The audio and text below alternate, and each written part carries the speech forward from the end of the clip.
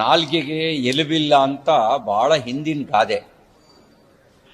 ಇವತ್ತಿಗೂ ಯೂಟ್ಯೂಬ್ನಲ್ಲಿ ಸನ್ಮಾನ್ಯ ಡಿ ಕೆ ಶಿವಕುಮಾರ್ ಅವರು ಏನು ಹೇಳಿಕೆ ಕೊಟ್ಟರು ಅನ್ನೋದು ಈ ಗಳಿಗೆಗೂ ಲಭ್ಯ ಇದೆ.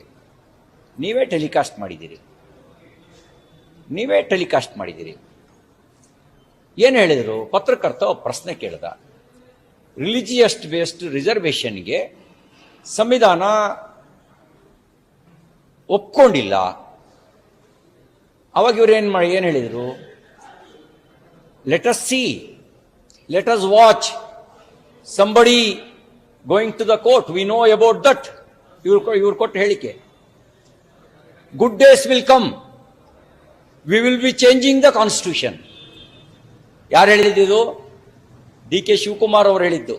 ಒಂದ್ ವೇಳೆ ಈ ಮಾತನ್ನ ಬೇರೆ ಯಾರಾದ್ರೂ ಬೇರೆ ಪಕ್ಷದವ್ರು ಹೇಳಿದ್ರೆ ಇಷ್ಟೊತ್ತಿಗೆ ಆಕಾಶ ಭೂಮಿ ಒಂದು ಮಾಡಿರೋರು.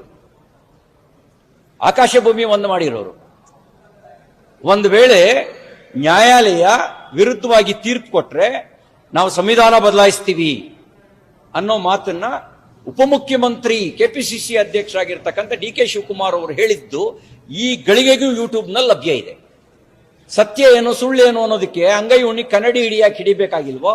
ಹಾಗಾಗಿ ಅವರೇ ಹೇಳಿಕೆ ಕೊಟ್ಟ ಹೇಳಿಕೆಯನ್ನೇ ಇನ್ನೊಂದ್ಸರಿ ಅವರು ಕೇಳಲಿ, ಇನ್ನೊಂದ್ಸರಿ ನೋಡ್ಲಿ. ಸತ್ಯ ಅವರಿಗೆ ಸ್ಪಷ್ಟವಾಗಿ ಗೊತ್ತಾಗತ್ತೆ.